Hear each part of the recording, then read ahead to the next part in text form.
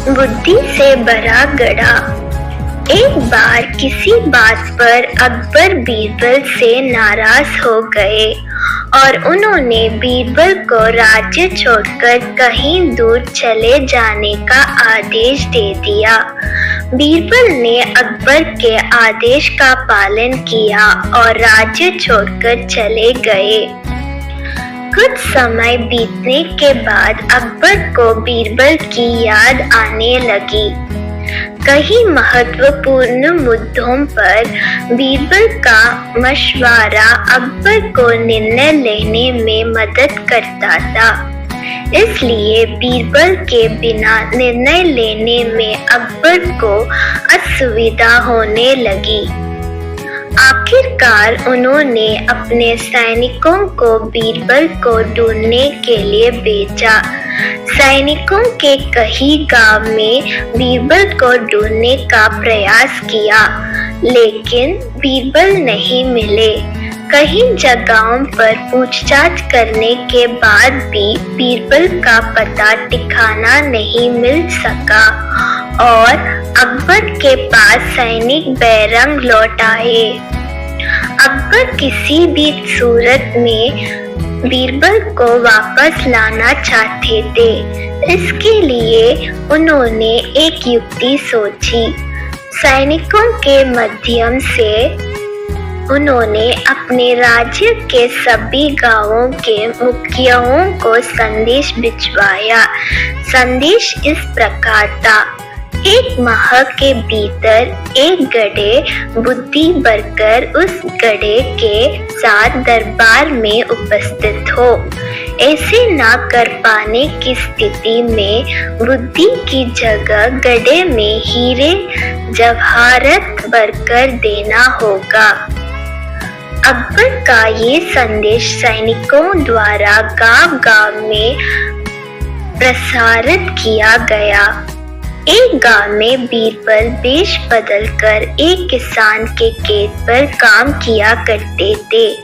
जब उस गांव के मुखिया को अकबर का ये संदेश मिला तो वो चिंतित हो उठा। उसने गांव के लोगों की सभा बुलाई। बीरबल भी उस सभा में उपस्थित हुआ। गांव के मुखिया ने अकबर का संदेश गांव वालों को दिया तो सभी सोच में पड़ गए। तब बीरबल ने मुखिया से आग्रह किया, महाशय, आप मुझे एक गड्ढा दे दे।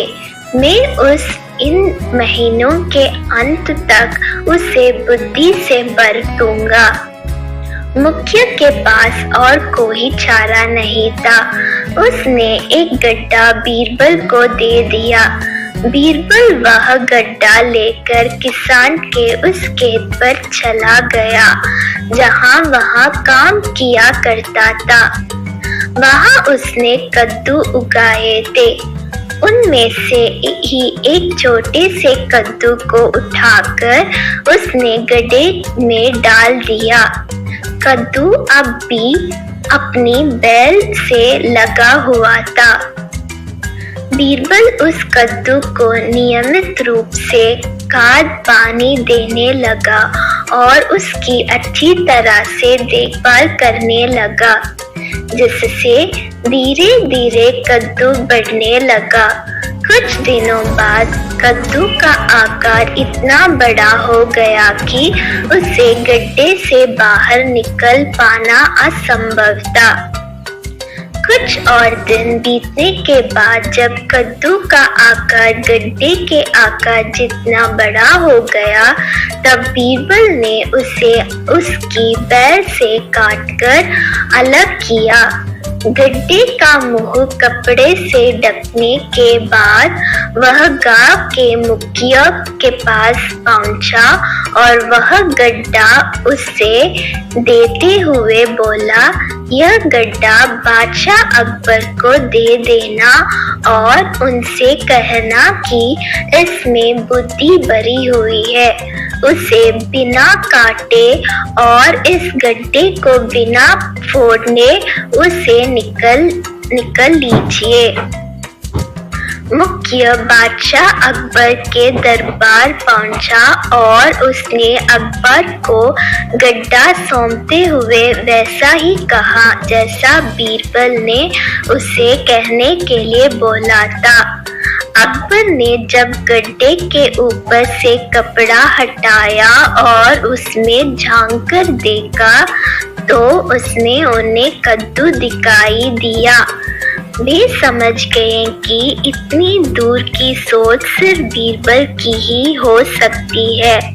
पूछने पर मुखिया ने बताया कि यह उसके गांव के एक किसान के खेत में काम करने वाले व्यक्ति ने किया है। अकबर जान चुके थे कि यह व्यक्ति और कोई नहीं बल्कि बीरबल है।